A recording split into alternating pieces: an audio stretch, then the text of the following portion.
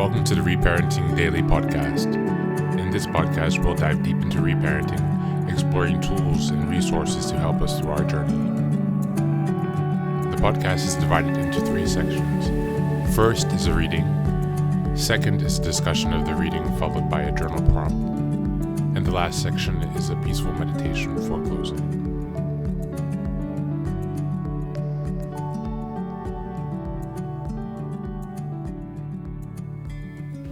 Good morning, good afternoon, and good evening from whenever and wherever you're joining us.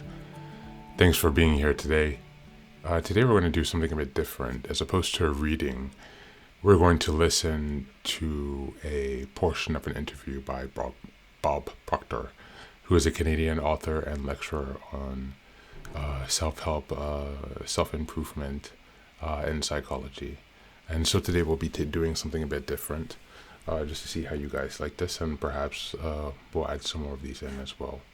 So here's the talk for today. Thank you, and we'll continue on as usual with a short discussion, journal prompts, and meditation afterwards. You really have to understand how your conscious and your subconscious mind works in relation to your body or your physical world to understand attitude. Attitude should be taught as a subject in school ahead of reading, writing, arithmetic, or anything else. Because it's a person's attitude that's going to determine the marks they get. Okay, and maybe part of attitude or related to attitude is this business of self-image, which you talked about. Yeah, well that would, like we were talking about success principles, and I was saying you got to get the winning attitude, you've got to set a goal. Then you have to work on self-image. Now, when we think, we build images in our mind. Dr. Maxwell Maltz discovered the self-image concept as we know it today. In 1960, he was a plastic surgeon. And he realized he was operating on people. He may removed a nasty scar from their face, and he noticed sometimes when he removed the scar or maybe did a nose job on them or something, there was a great psychological change took place in the person. Where they may have been introverted, they started to become very gregarious and outgoing. And he postulated that there must be 2 images that we have: an exterior image, and we also have an inner self-image. Mm-hmm. And he started to study this, and he wrote a magnificent book on it called Psycho-Cybernetics. Mm-hmm. And psycho-cybernetics, psycho being the mind, cybernetics being the science of control and communication. And he goes into this, and he explains how every one of us has an image in our mind of ourself. And it's called a self-image. Too many people don't know much about themselves, and so they don't have a very good image of themselves. And you'll often notice that people will shy away from you. They won't look you in the eye. They'll look down or look up. They'll never try to do anything of any great consequence because they don't think they can. They have a poor self-image. Okay. Part of that is because through school we're told about what we don't do well. We failed here, we had low grades, or that we could only be part got of it. 60% Yeah. or whatever. Okay. Yeah. I think there's been a great disservice done with the IQ test in that respect when you're bringing out school. Binet, the Frenchman, back around the turn of the century, invented the IQ test, and then we brought it over from Stanford over here, and we'll test a person's intellect, and then we'll brand them good, bad, smart, not, and that's not true. We can change IQs by changing self-images. Mm-hmm. But yes, if we're told we're not very good, you're just like your dad, you're a bum, you're never going to do well, you didn't go to school, you can't win. Okay. Well, that's all false. We can do anything. And we should be encouraging a child. Give them a pat in the back rather than a kick. Okay, what can we do? Members of our viewing audience right now, most of us walk around with some degree of a self-image. Is that fair to say? We all have a self-image. Okay, would you say most of us have a negative self-image to some degree? Well, let's say we can all improve our self-image. Okay. I don't care how good your image is, you can improve it. Okay, how can we improve it? Something specific. How can we go about making our self-image more positive? Well, again, you're getting into a whole day seminar. If I could give you just a simple tip on it, if a person would sit down and let their body relax, totally relax, okay, and then start to visualize in their mind, see themselves the way they want to see themselves. Which may take a good deal of thought, since we're not well, sure you relax, yeah. I mean, in terms of how we want to see ourselves. Maybe we don't know how we want to relate it to something specific. Somebody we admire, maybe? Or possibly. Somewhere we'd like to see yourself down the road? Okay. Yeah. See how you'd like to live your life. See yourself living it that way. Okay. Now, understand that that's a picture in your mind. When you pick up a book, The book is nothing but a picture that an author has painted in words. Van Gogh, the great artist, was asked one time how he did such beautiful work.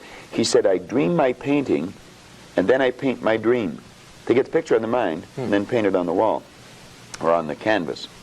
Well, if we would relax and build the image in our mind of how we'd like to see ourselves, how we'd like to see ourselves acting in life, relating to other people, our social life, see ourselves in the position we hold, or how we make our sales presentations if we happen to be in selling or something, and then take that picture and describe it, write it out in the present tense.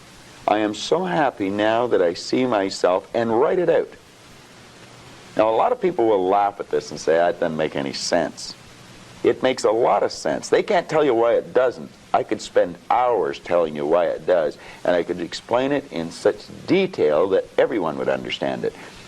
But write out a description of how you'd like to see yourself. Start to read it, and read it, and read it, and read it every day. Carry it around and keep reading it. The one point that all the great teachers, all down through history, have all agreed on, they've been in complete unanimous agreement on it, we become what we think about.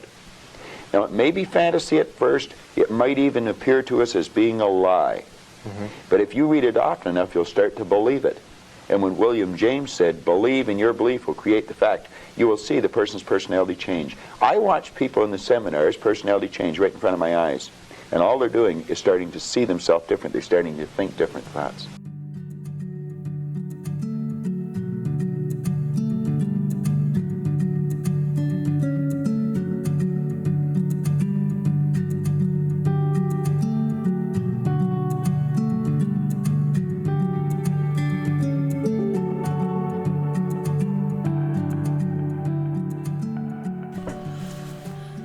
Hello and welcome back.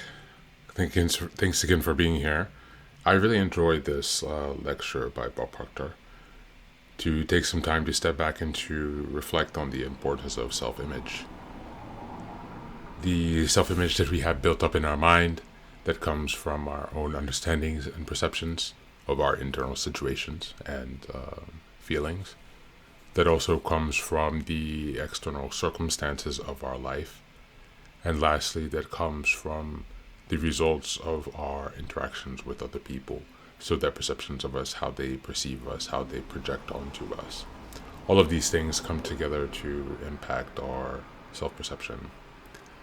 And when having a negative self-perception, you tend to maintain stuck in the negative manifestation of the repetitive traumas in your life, the repetitive bad events, attracting to similar situations and similar people because of your fixed negative self-image. With a positive self-image, you are, in theory, attracting the opposite because of the laws of the energetics in the universe, such as within, as so above, so below, from the Kybalion. And so the importance of maintaining, first of all, establishing, because some people who have been through extreme significant trauma and developmental trauma have a weaker developed self. And so that means that will be a first step as opposed to reinforcing it, will be actually establishing one. And establishing a self is important because it allows you to remain connected to yourself, which then allows you to connect with others. So it's really a chain reaction that can really fuck up your entire life if you have this one missing piece in your development journey, because it has trickle-down effects. And so for today, reflect on your current self-image. Does it skew more positive or negative? Are you able to call the entities that help contribute to your self-image? How do you feel about the current surroundings in your life? How is your environment, your connections, and your circumstances adding to or detracting from your self-image? How influenced do you feel you are by your self-image on a day-to-day basis? Are you aware of how it subtly influences your moods throughout the day, for example? Again, self-image is something that's very important, and it's critical for us to take some time to work on that, because it is really the point, or one of the most common points that people can become stuck on in this healing journey. Because sometimes the self-image has become so ingrained, because once you're in a toxic environment, raised within a toxic family, that triggers you to attract continuous other toxic relationships that only further cements your negative image of yourself and your negative image of other people and society overall, because you have their repeated negative experiences. And so taking some time to untangle this is of the utmost importance. And so thanks again for being here today. I hope you had a good time with this different experiment on the show. And enjoy the meditation. And as always, take care and be well.